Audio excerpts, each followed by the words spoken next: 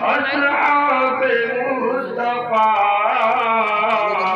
اور عشق تیرا عشق بلالی ہے غوث پاک اور عشق تیرا عشق بلالی ہے غوث پاک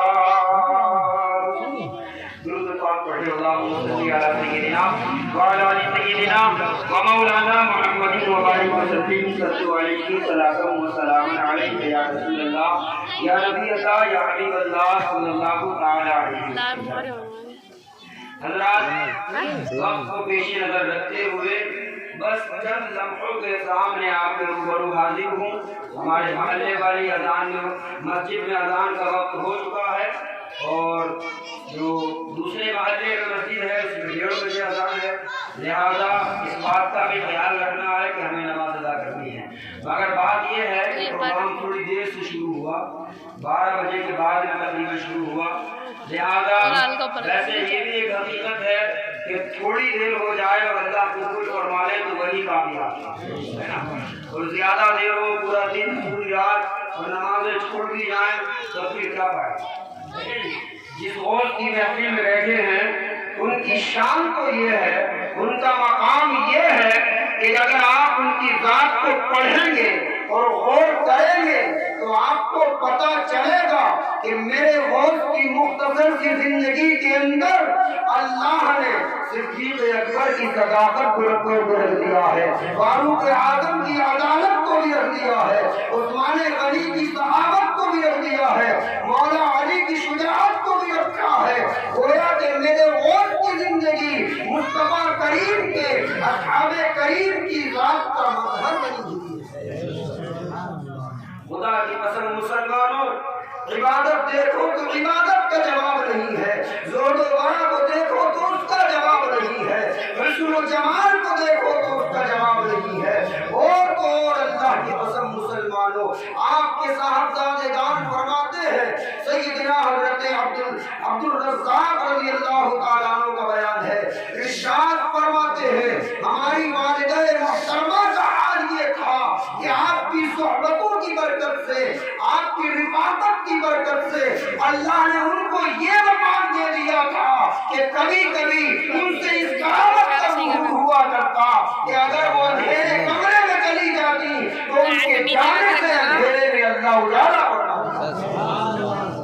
یہ میرے مصطفیٰ کے نور کا صدقہ، سبحان اللہ۔ اس لیے کہ خدا کی قسم دیکھیے ایک مادی چیز ہوتی ہے اور ایک نورانی یا روحانی چیز ہوتی ہے۔ یہ دنیا مادی چیزوں کو تو بڑی آسانی سے مان لیتی ہے، لیکن روحانی طاقتوں کو ماننے سے نہ جانے کتنے عقل کے اندھے انکار کرتے ہوئے نظر آتے ہیں۔ مگر مسلمانوں، آپ اگر تھوڑا سا ذہن لگائیں گے اور غور و خوض کریں گے، اپنے ذہن پر آپ تھوڑی سی زور ڈالیں گے تو آپ کو سمجھ آ جائے گی کہ جب مادی طاقتوں کا یہ حال ہے تو ان کا آج ہم اندازہ نہیں لگا سکتے تو پھر روحانی طاقتوں کا اندازہ کیسے لگائیں گے۔ خدا کی قسم مسلمانوں، آپ بارہا سنتے ہیں سرکار غوث اعظم رضی اللہ تعالیٰ عنہ کی خدمت میں ایک روز ایک غلام حاضر ہوا، حضور آپ کی میرے گھر پر دعوت ہے، فرمایا ٹھیک ہے آ جائے۔ دوسرا غلام حاضر ہوا، آپ نے اس سے بھی ہاں فرما دی۔ تیسرا غلام حاضر ہوا، اس سے بھی ہاں فرما دی۔ اسی طریقے سے 70 لوگ آئے، میرے غوث نے سب سے ہاں کر دی، سب بولے سبحان اللہ۔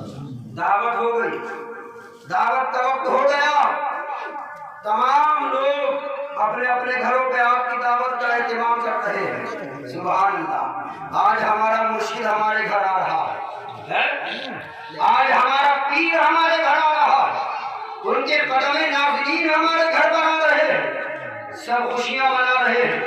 خدا کی قسم مسلمانوں، دعوت کی بعد میں آپس میں تذکرہ ہوتا ہے، ایک کہتے ہیں کل میرے گھر پر مرشد محترم کی دعوت تھی، دوسرے کہتے ہیں میرے گھر پر دعوت تھی، تیسرے کہتے ہیں میرے گھر پر دعوت تھی۔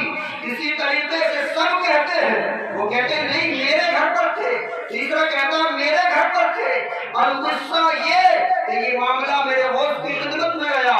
غوث اعظم نے ارشاد فرمایا تھا اللہ نے ہمیں یہ طاقت دی ہے کہ ہم 70 نہیں اگر ان سے بھی زیادہ کے گھر دعوت ہوتی تو سب کے گھر بیعت وقت جا سکتے. خدا کی قسم مسلمانوں آواز دین کارڈ اگر کوئی کرنا چاہے تو کر سکتا ہے.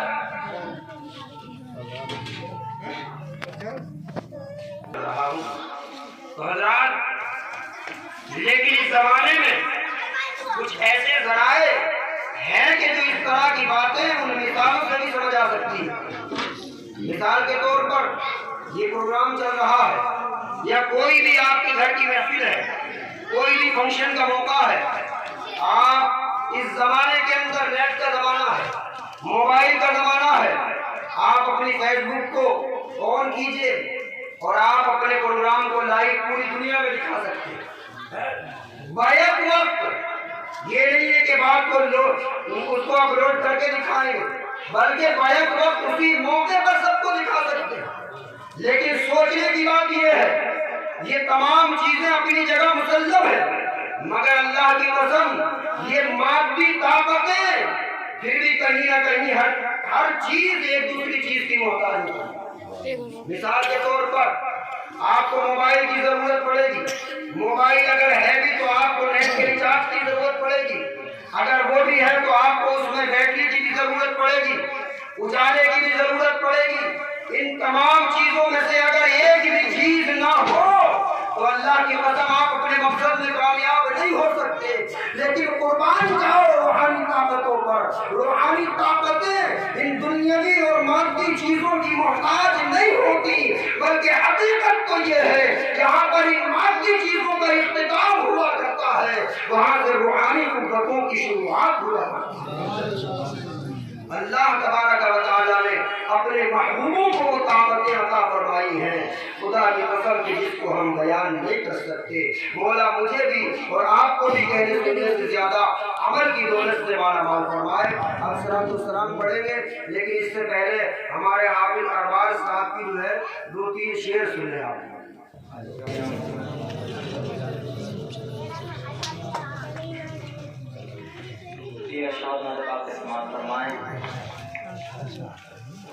حدود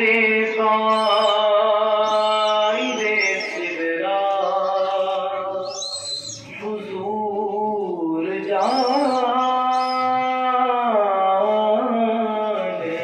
ہیں, حدود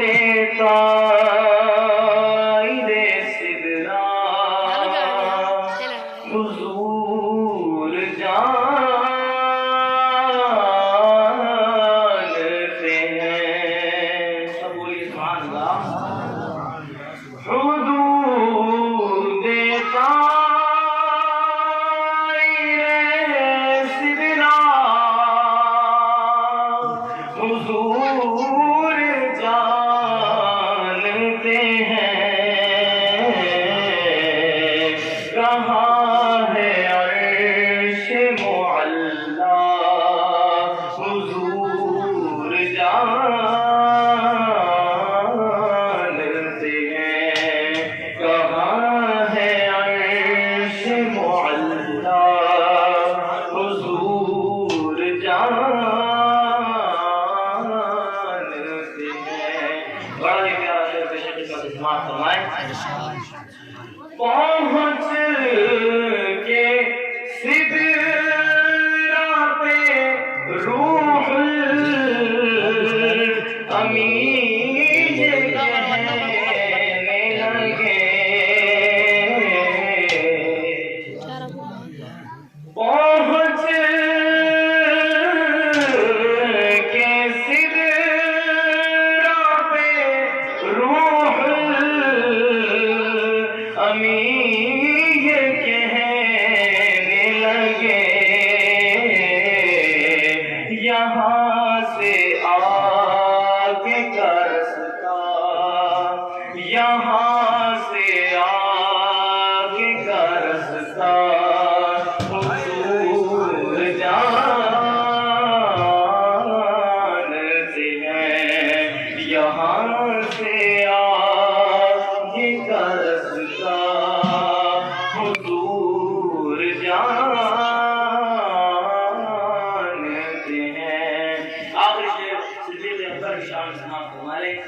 سبحان اللہ سبحان اللہ. اسی لیے تو سلایا ہے اپنے پہلو میں اسی لیے تو سلایا ہے اپنے پہلو میں